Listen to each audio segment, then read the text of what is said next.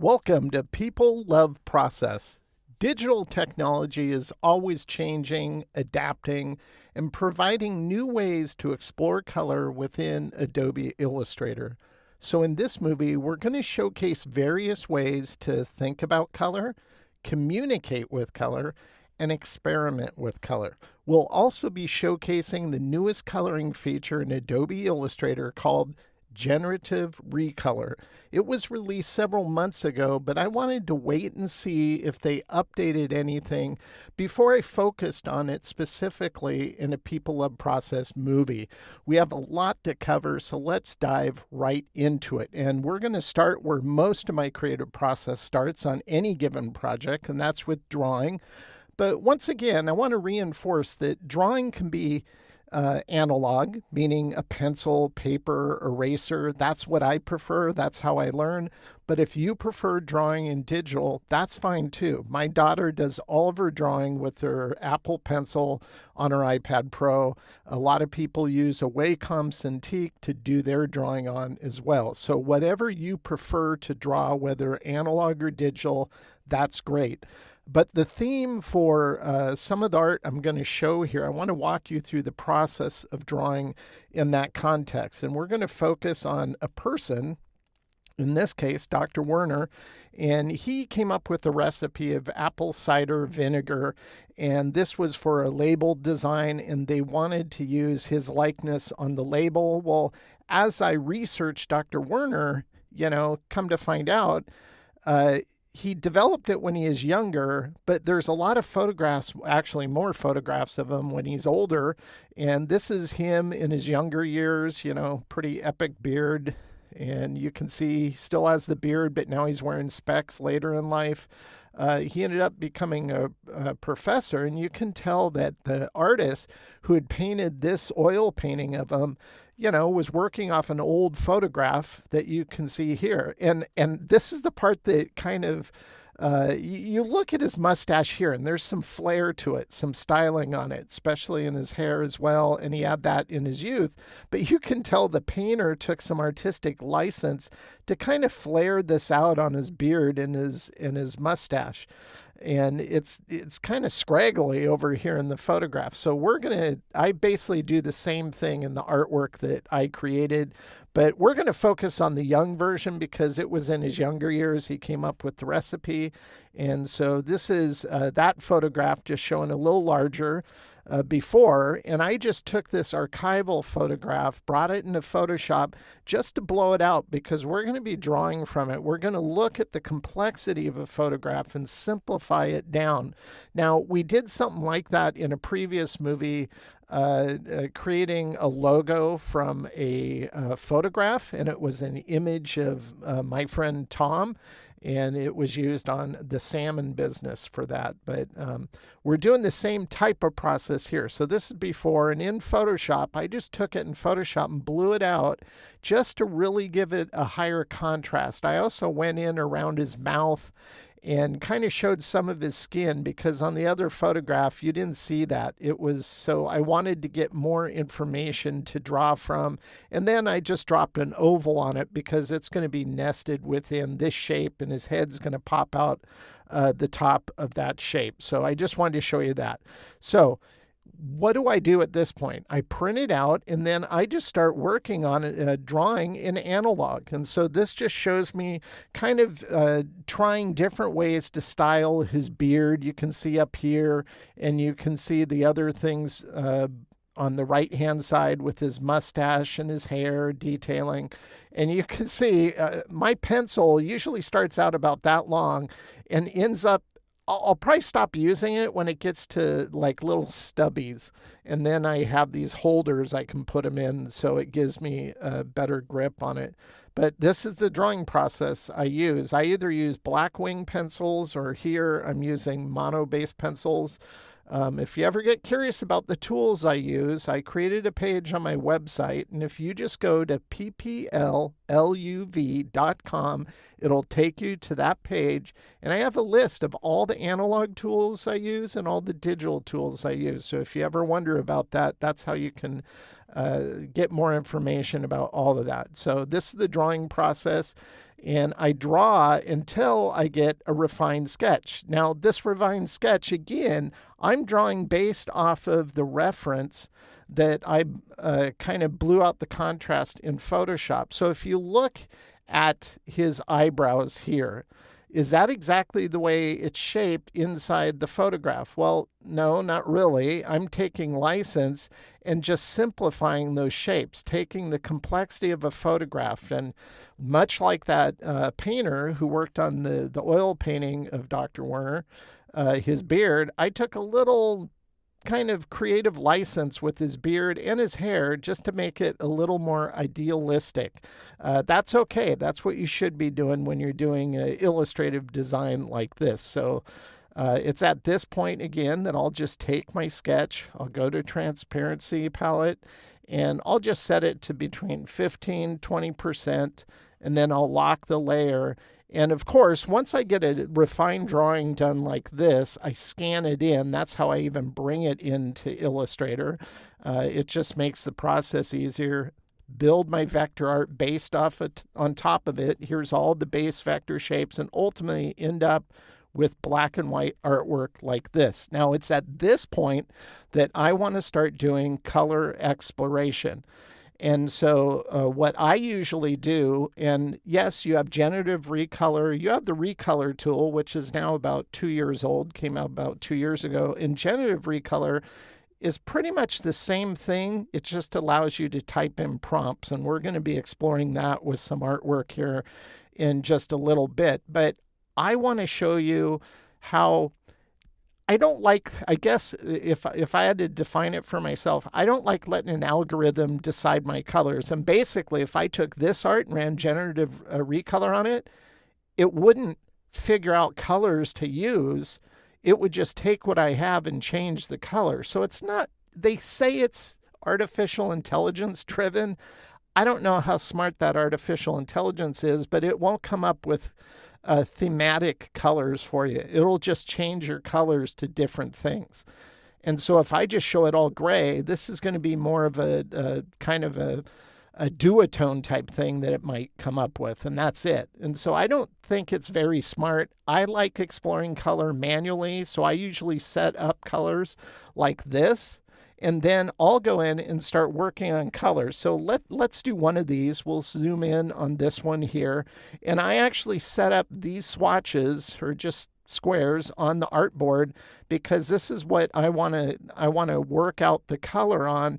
And this goes back to when I used Macromedia Freehand for 15 years before I was even using Illustrator. You could drag a swatch from the swatches palette onto the artboard. The nice thing is I just got a notice a few weeks ago that they're going to bring that, hopefully, I think they're going to bring it into Illustrator because they sent me a notice saying they're looking at it to consider it. So hopefully they do, and then that way anybody can use swatches on their desktop. So man, I hope they do that. So we're going to take this. This is just black. That's what all this is, black, and all these are tints of black for his beard and the shading on his face, etc. And what we're going to do is we're just going to explore color. I like to work in CMYK. If you like to work in RGB, that's fine. I just find converting to RGB from CMYK is a lot more accurate and a lot easier than going the opposite way because there's a color gamut difference between the two that's pretty much night and day. If you use certain colors in RGB, you cannot achieve those colors if you printed it or did an art print, or it's going to be printed in a publication. They just can't reproduce a lot of those saturated colors. So that's why I tend to use and focus on CMYK mode. But I think I want to have a purple here. So we're going to go in here and I'm just going to punch in some numbers. We want a lot of blue in it. For the magenta, I don't know, maybe 80. Let's get rid of the black so we can see what we're doing. We'll go up a little higher. That looks good. We want some yellow in it because there's going to be yellow reflected in the label because it's going to be a label for apple cider vinegar. And so it needs to have obviously some magenta in it, but it also needs to have a little bit of yellow. So we're not going to put too much. I think we'll put about 35. And then for black, I want it to, this just helps to make all the colors kind of mix together well. Each printer has an ink density total amount, like you can't exceed 300% ink density.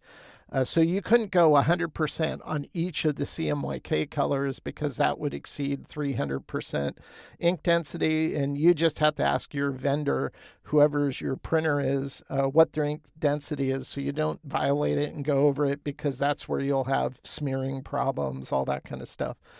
So keep that in mind. But I always add black because this is going to replace the black in our design. So I want it to be a dark hue, a purple, and I think that's going to work good. And once we've created this, I'll just drag it over and drop it here, click into it, and we're going to click on global. We want everything global because that means it'll be universally editable, meaning once we have our artwork colored, I don't even have to touch the artwork. I can go to the swatch, click into it, change whatever value, and it'll universally change on every object, vector object I've applied it to, whether it's a tint, whether it's the full value. So I think that's going to work. The next thing I want to do is I want to create another color here, but I want this to be more of a kind of a golden color, if you will. So let's go here. Obviously, if it's gold, it's going to have a lot of yellow. So we're going to remove the black. We'll go to about maybe 65%. I want some red in it. Not a lot though, maybe 12. And just a little tiny bit of the blue. And then we want to add just a few, little bit of the black, because right now it looks kind of faint. And so I want it to be more, let's see what this looks like. That doesn't look bad. You know, we could even go a little bit lighter, maybe 2, something like that. And then we'll add this swatch, double click it, go to global, click OK. Now we're going to just select our artwork. And so everything black here, we can select. We can go to the eyedropper, apply purple. That replaces the black. We'll select the black on the elements of the face. Down here in the tie, we'll color those purple as well. That looks good. And now we can start applying them to the tints. Now, if I select on this, this was a tint to the black. So if I go to color, notice it's the process black I was using, and it's tinted. So it's a 70% tint of the process black. So we're not going to be changing the tint. We want the tint to remain, but you'll want to use the swatches in the swatches palette to apply it. If I use eyedropper and click here, it'll just make it 100% value. So if I just click the swatch once, it'll apply that same tint to the new color, in this case purple. We'll do that also on the highlight areas of his hair. Click on purple and it applies that tint there. We'll go down here to his beard like that. This area that's in the deep shadow of his neck, all these will be purple. So I'll click on purple. We'll select the highlight areas of his mustache and his beard. Those will be purple as well, like that. Then we're going to go down here in the shirt. We'll select these tints, and all those will be purple as well, like that. And then these tints that are on his jacket, we'll change those as well. The last ones, we'll zoom in here, are on the eye because these are 70%. So we'll just color those. Oops, I used the wrong color on this one. Make sure we click on the right swatch. There we go. So we have, those were like reflective lights. And now the second color we did is the gold color. So the background, actually I forgot his ear here. Well, we'll do that next because it'll use the same color. So the background color, that'll be gold. Now on the face, if I select that and go to color, notice it's 25% of what black. Well, I don't want it black. This can be 25% of the gold, like this. We'll select this. We'll make that gold. That's a little further back, so it's darker. This might be a little too, this is where I think I'm going to go back into the global color here, and I'm going to bump up the black to like 25. Click OK. And that looks better, but I think this is a little too faint. So we'll go up here, and instead 25, we'll try 35, like that. I think that looks better. Select his ear. We had that at 50. We'll probably make that 70. Just make it darker since it's further in the background. And I think that looks pretty good. So that's how I would do a color exploration. I just enjoy doing it manually because it forces me to think about what colors I could possibly use. Now, I'm not going to go through all of these. I'm just going to show where I ended up on all the rest after I did that exact same thing. And this shows a wide range of it. Now, some of the colors, all these colors to this point are raw colors, meaning they're not tied to any universal system like Pantone. These are just raw CMYK colors. So you always, if you're going to be doing print, you need to tie it in, for example, to a Pantone universal system. I'm going to show you how I do that. But ultimately, I want to be able to color to figure out the colors that are going to work best for this project. If I zoom in on this one, you can see I have these 3 distinct colors. So how did I come up with those colors? Well, it's going to be a label on an apple cider vinegar bottle. And so I looked at a photograph of apple cider vinegars with apple. I pulled this dark red from the shadowing of this apple, and on the lit side of this apple, I picked a medium red, and then I pulled this golden color from the apple cider vinegar itself, and those are the ones that are going to now guide me on creating the final color for this. So this is where I'll go in. Everything black is going to end up being this dark red, is shown here. We'll recolor the same elements, so we'll go into the eye here. This is where sometimes Illustrator's hanky. You have to zoom in to be able to select, or it'll automatically select something else that you really don't want it to. And then I'll go here, and we're going to tie in that black here like that for the eye. That looks good. We'll go into his beard. His beard and the shadow down here will be the same red. And again, we'll take the highlight here. That'll be the same tint of red. And then we're going to use the different color on his face. We don't want it to be the darkest one. So if I select this and we go to color, you can see it's 25, but we're going to use this medium red on his face like that. The shadow on his ear is further back. So instead of 25, we're going to make that probably 50. We'll double it in terms of how dark it is because it's further away from the light source. Color that red. That looks good. We'll add the shading down here with that red on his face there. And then we'll go down to the shirt area here. And we'll select those 2. These I'll also color that red. This will pick up the same color in the ear, a little darker. And then here will be the darkest color, like that. And then we'll select the background, we'll color that.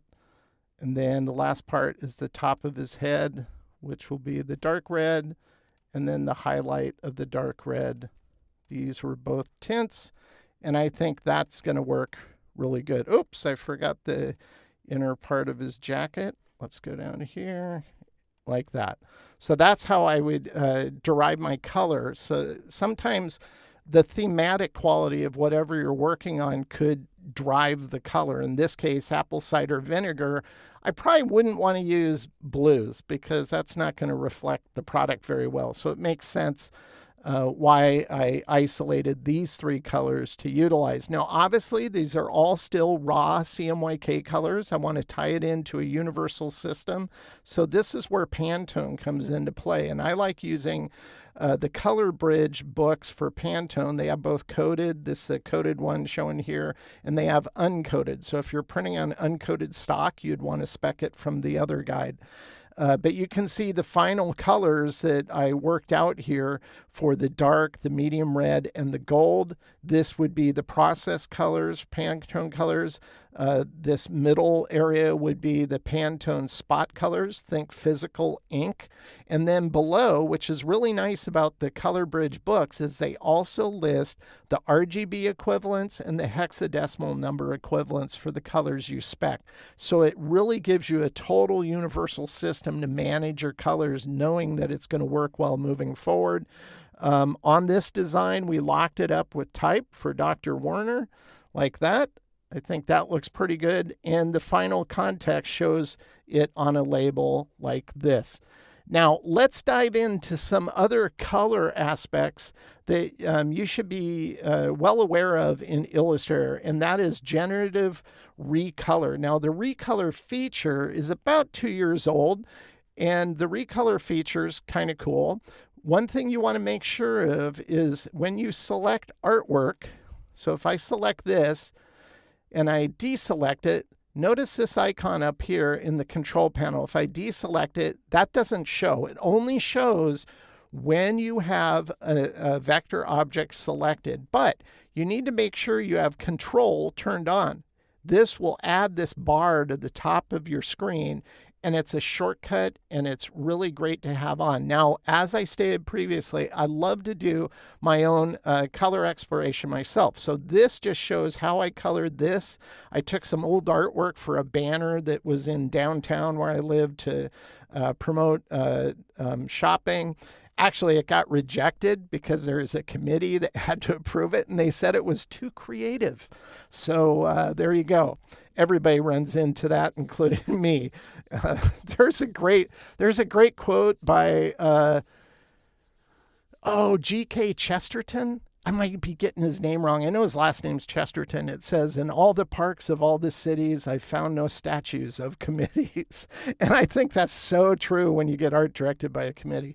And I've ran into that several times over the years, and it's always frustrating. But this is how I colored the artwork, or recolored it here manually just to explore it. But we're going to explore some recolor using the new feature in Illustrator. We're going to apply it to these elements here. So we'll keep mine in place here, but we'll select these two, and this will show up. You'll click it. It'll open up the recolor panel. Now, the unfortunate aspect about the recolor panel is it disappears as soon as you stop using it.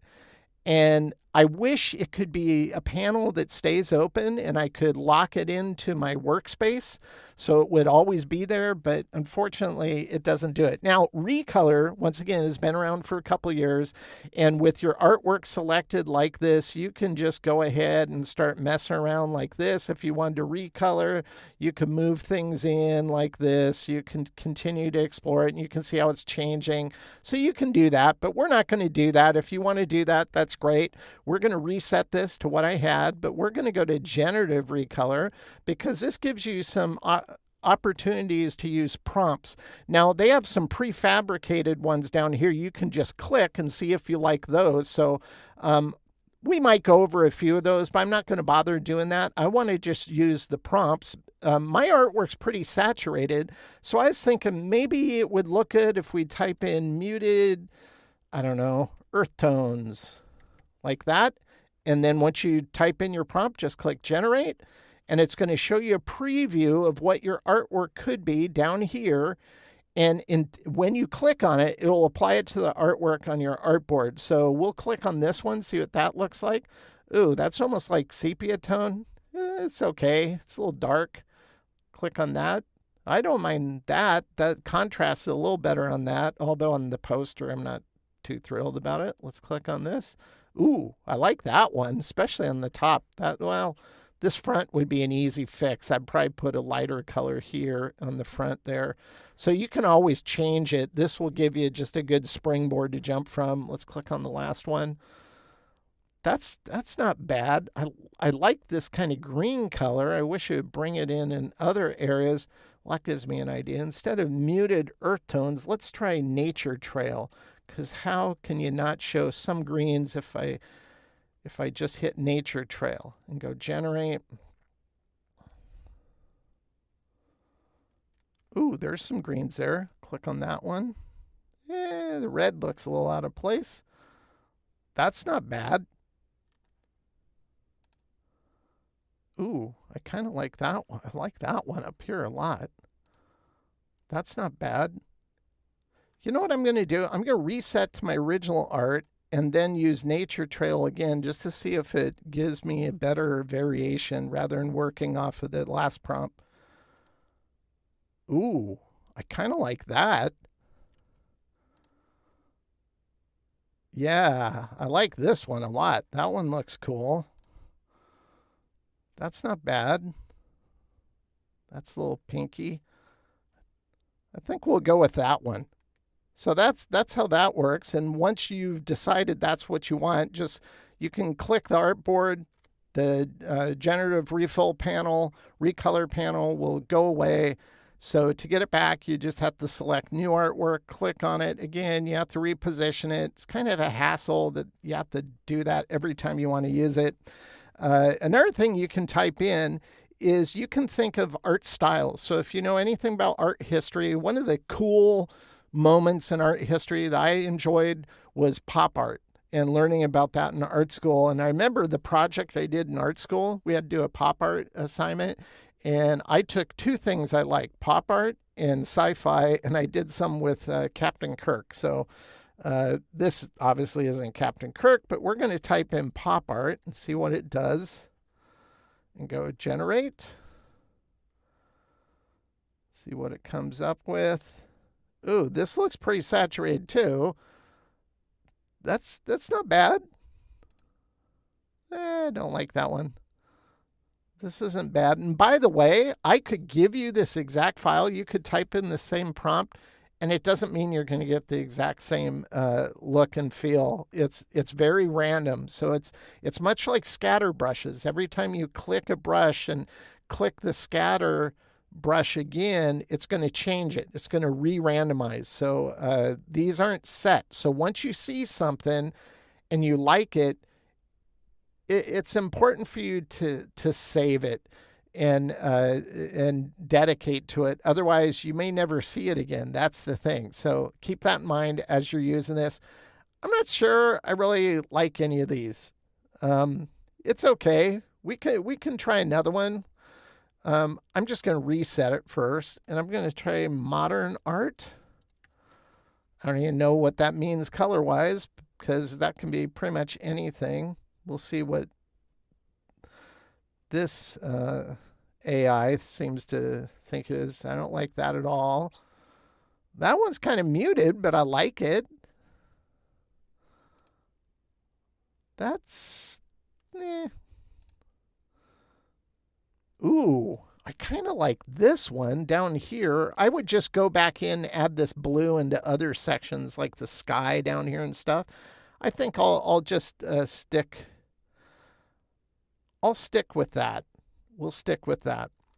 And then we'll go ahead and change my artwork here just to show you another example, because one thing you need to be aware about is if we open up Recolor again, go to Generative Color here, is that you might be thinking, well, I want these to be Picasso colors.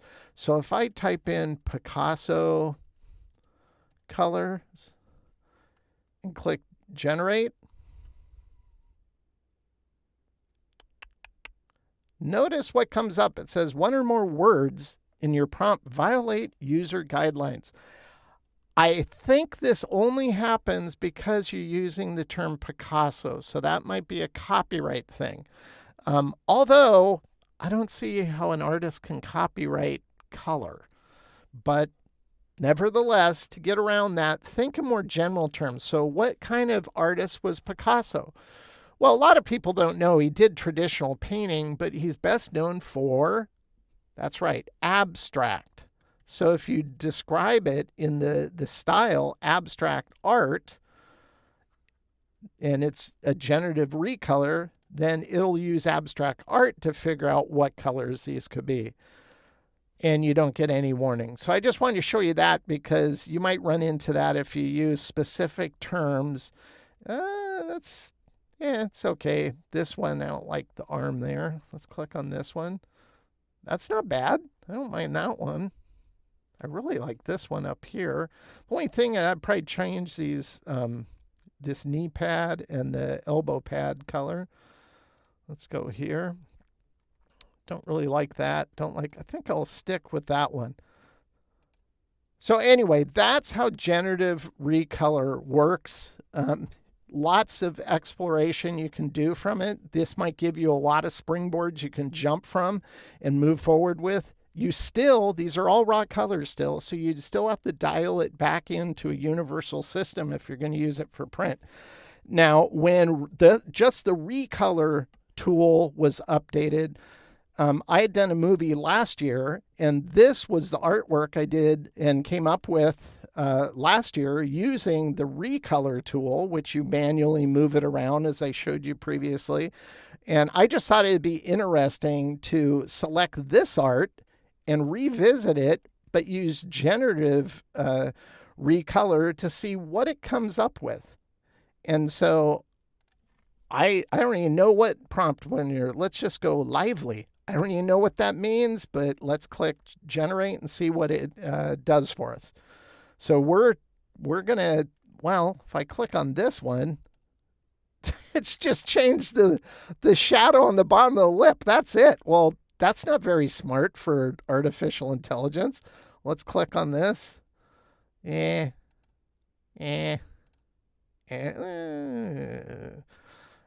don't like that. Let's maybe give it a better prompt. Let's reset this and go muted natural colors. It's already kind of muted, but maybe it'll do a better job with that kind of direction. Yeah. Nope. That's not bad. I actually like the green. That's not bad. That's not bad either. But you can see that it's not as smart as what Adobe tries to hype it as. It really isn't. I'm going to reset this. We're going to try something else. We're going to go to some of these prefabricated prompts. So let's try Trippy Disco just to see what it does. And this is what it did. Now, that's not bad. That's kind of nice. So a little better, but still not perfect. I mean, if I had to pick one, I don't know which one I'd pick.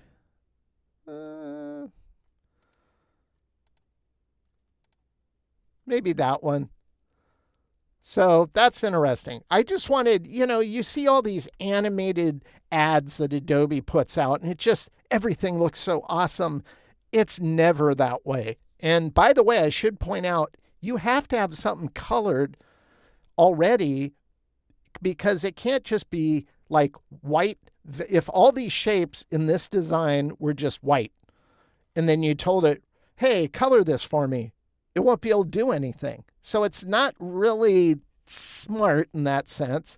You have to have colors established in some way, some value for it to do anything. So that's where the algorithm has to take what's existing. And so I decided, let's try another piece of artwork. This artwork was a psycho mosaic artwork that I created, very colorful, but we'll go ahead and we'll select this. I'm just going to go Command H just to hide the vectors so we can actually see the art. Click on Recolor, move it over here, and this is where You can use, well, you could use the generative recolor. Maybe on this one, we go to Trippy Disco. It might do a good job with this one.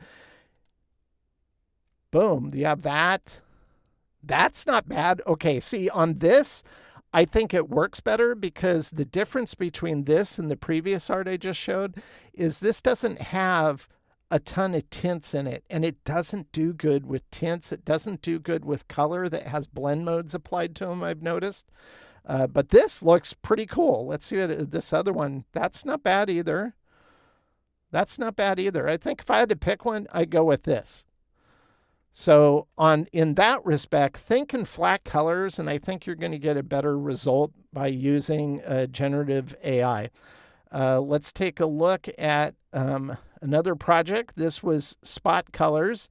This is something that I did for South by Southwest for their conference. It was kind of cool. They're notorious for hiring artists but not wanting to pay anything, and I knew that. And so when they contacted me, I decided I'm going to trade out for value. And I said, how about this? You give me 4 platinum passes for your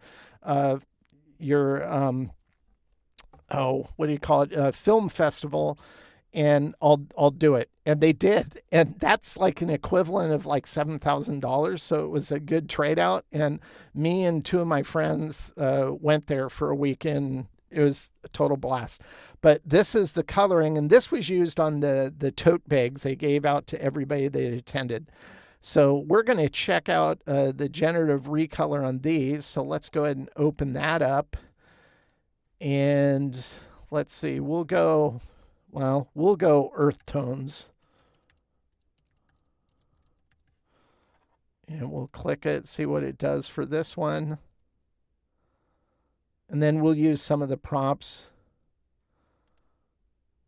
That's not bad. That's kind of cool. What's this one look like? Yeah, that one's boring. I like that one. I'm just going to go with that one. We'll select this. We'll go back to generative recolor. You can see how the panel always disappears. Let's try faded emerald. See, or yellow submarine, or terracotta desert.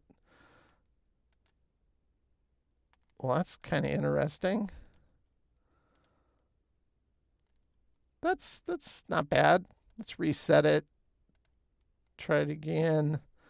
Yeah, we'll go to faded emerald. Ooh.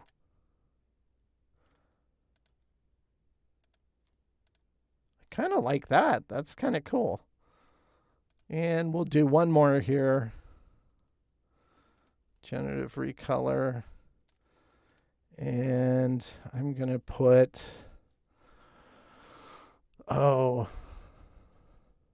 psychedelic color. Once again, I have no idea what that means. We'll see if it interprets it. I don't know if I call these psychedelic. Well, it's okay. I think I like that one the best. And these are all using spot colors. You know, these colors right here, this Pantone 2925, the dark blue in this design. So it can take Pantone colors. It's not changing it to Pantone colors, by the way. If I go to any of these like this here, you know, and I select it and you go to color, you can see it's just a raw fractional color break for CMYK. So it doesn't really figure out Pantone for you. It'd be kind of cool if it did. So here's another one. This is Mr. Ribbits, a failed brand character that I created that was never used. I still like them.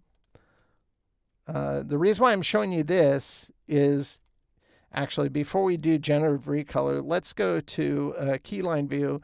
Notice I have strokes on the frame of this, and I have masks for this texturing of wood that's in the background. So it's not clean art. It's created the way that all present things in a comp. And so we want to see how it handles this type of mock-up. So we'll go here and I don't know, let's go Summer by the Sea. Just use prefabricated one. And you can see that it will change those strokes and it still works on masked items. Oh, Mr. Frog is lavender now. This guy looks like a toad. That coloring isn't so bad. I really don't like that. That's not so bad. So that's how that works. So even if you have something mocked up in a comp, you can still use it to get a quick look at other possibilities for colors. So I just wanted to show you that. Now, sometimes culture is going to affect the colors you choose. So I created a bunch of iconography for New Orleans Recreation Department, which puts on music events, celebrations, sporting events, has public fitness routines, etc. And I decided the culture of New Orleans needed to guide the colors. So on NOLA here and this icon, we use purple, very associated with New Orleans. We'll go down here. This will be the nice orange color. What goes good with purple? Well, a lime color is kind of a complementary color. And we'll use a nice aqua color here. And then we'll use green down here. And so culture can affect what colors you choose. In this case, it works great for New Orleans. Now, another feature, and this came out, maybe 6 years ago. I can't remember exactly. It was a while back. And a lot of people don't talk about this much, but the very first time I tried it, and we're going to be taking a look, if we go to, let's see, graphic gradients, you have a linear gradient, you have a radial gradient, and this is a freeform gradient. Now, on a freeform gradient, if you click a shape like this and you click on Reform, it'll give you these nodes, and you can change these nodes to different colors, and it'll blend from this node to that node. You can add more nodes. So if we add a node here, you could add one here, you could add one right here, we could go down to here, maybe it's right on the edge, we could put one there. That's how you add nodes, and we can change those colors, and we will. But when I first tried this, I had a design that was set up much like this tiki. Now, this tiki, if I go to the appearance, is a compound path, meaning I can select this tiki and I can color it anything like that. But we'll just start with black, and we'll go down here to the gradient. We'll select freeform gradient and click on it. Notice you have one node. If I go up here, I can't add another node. It won't let me. It's just one node. And so when I first tried this, I'm going, what's going on? Why does it do it? Well, come to find out, this feature doesn't work on shapes that are a compound. Why? Who knows why Illustrator decided to do that? It took me all of a couple minutes to figure that out when I first used it. And I go, well, this is silly. So how would I get that multicolored blending? Let's go ahead and focus on this one. And we'll edit the gradient. So once you establish, like I had clicked off this, to get those nodes back, you just have to go to gradient, click on edit gradient. The nodes will pop back up. And on this one, we can go ahead and select a node, and then we'll go up here and we'll just pick colors we want to use. I think on this one, we'll make this one the aqua color here, like this. Maybe we select that one. We make that one the aqua color. Go down to here, we'll make this one that color. Go over here, maybe this will be a nice red. We'll make this one an orange down here, like that. We'll go up here on top, we'll make that one a yellow. And this one, we'll try, maybe that's this color, like that. And so on all of these, you can increase it, or you can decrease it. These are the only controls. Well, there's three ways you can control. You can reposition this wherever you want, and then you can size it as far down as you want. This is as far as you can go, or you can go all the way up, and that's it. That's all the controls you get. Now, this isn't bad, but I wish it worked with compound paths, because I want to use that on other things that aren't just like a rectangle. So the way you have to do it is you have to have your artwork above this shape, and then you could bring it over like this, select this, and then you could mask it. And I'm just going to mask it. I have that set up as the F1 key to mask. If you didn't, you just go down to clipping mask, make. Notice I have F1 as the keyboard shortcut. And that's how you can get that kind of free-form gradients of colors running through a design. And a lot of people get frustrated with it because they don't know there's a limitation to it. And there really shouldn't be. I asked Illustrator why, and they couldn't tell me.